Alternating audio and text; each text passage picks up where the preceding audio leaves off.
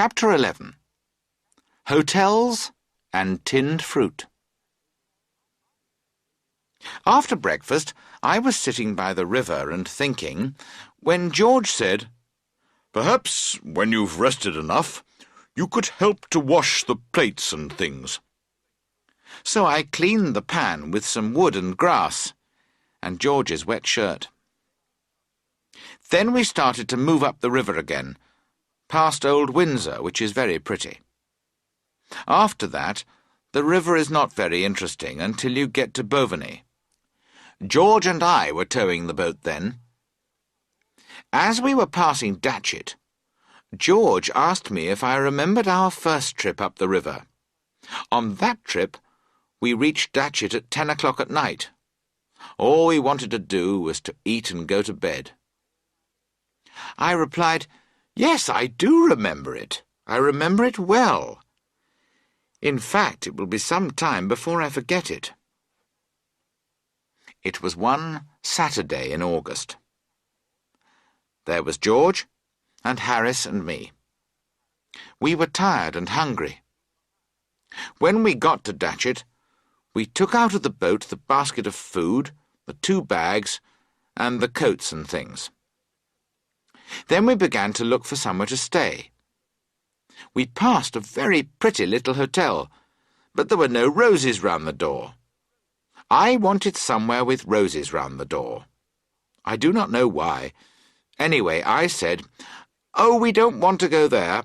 Let's look for a little hotel with roses round the door." So we went on until we came to another hotel. That was a very nice one too, and it did have roses.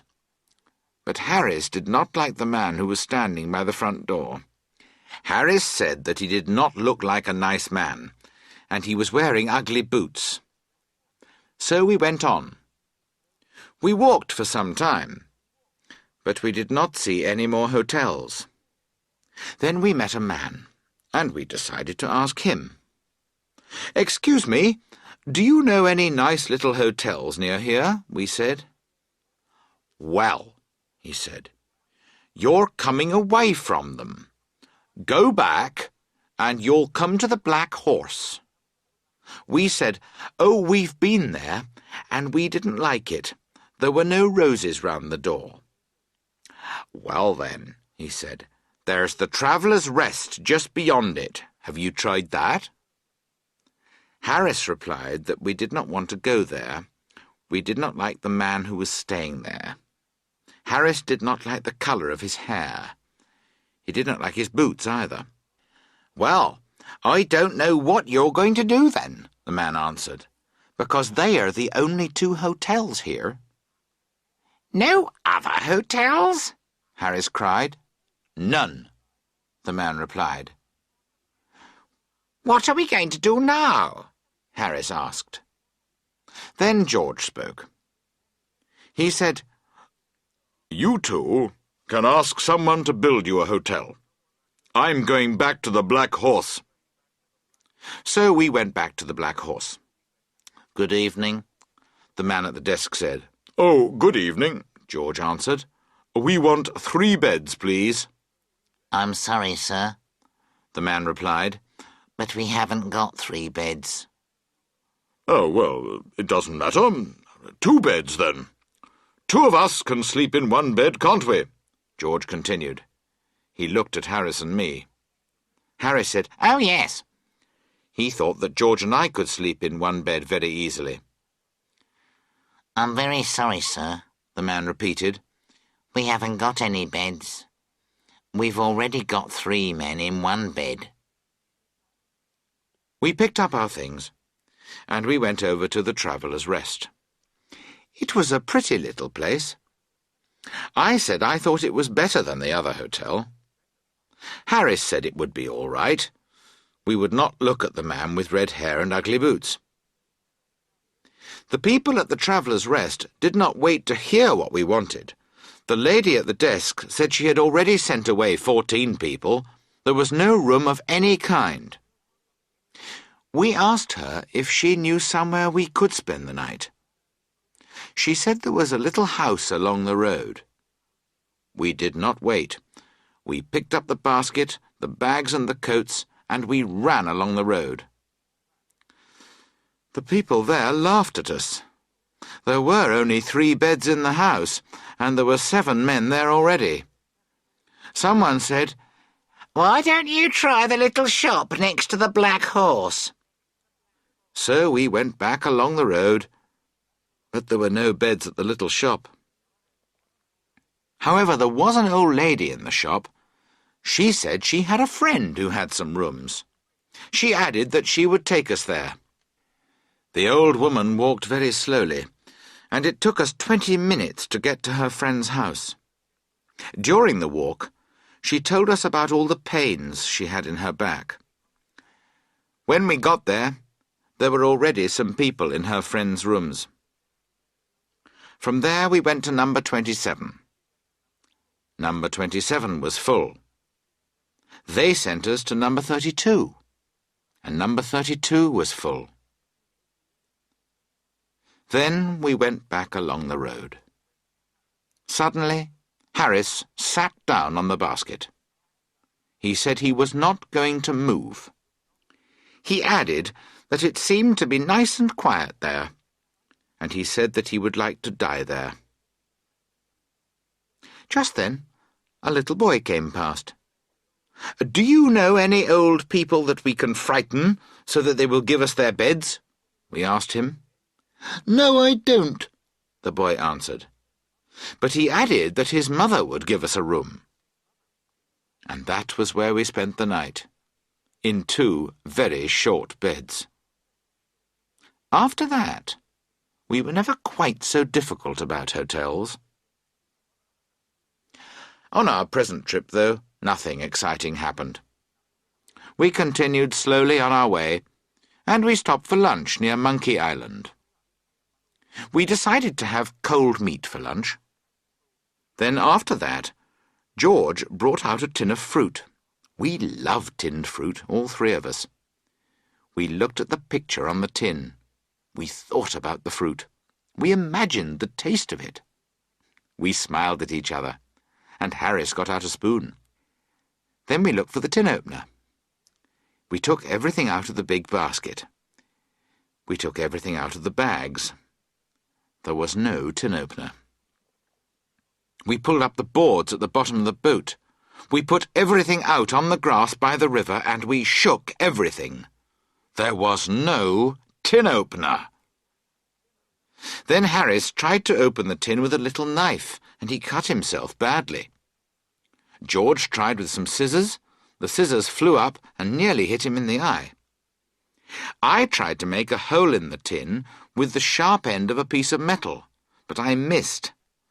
As a result, I fell in the water, and the tin flew away and broke a cup.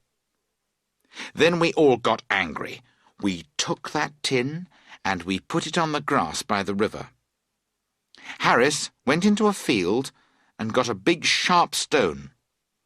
I got a long, thick piece of wood. George held the tin, and Harris put the sharp end of his stone against the top of it. I took the piece of wood and held it high in the air. Then I brought it down as hard as I could.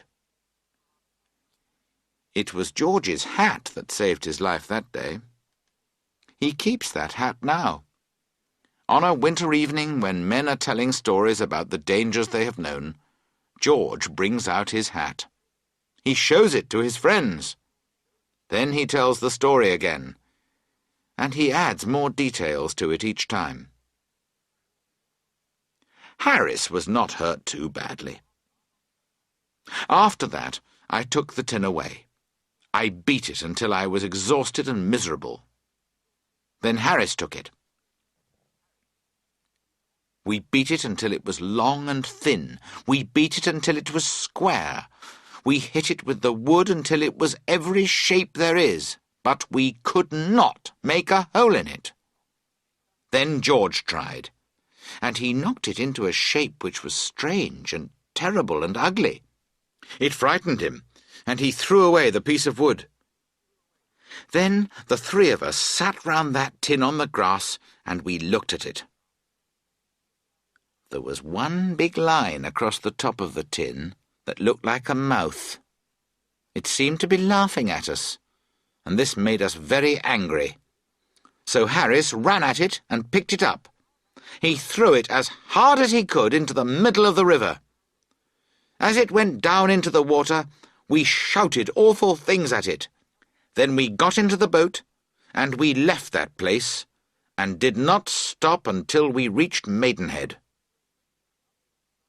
We went through Maidenhead quickly, but after that we travelled along more slowly.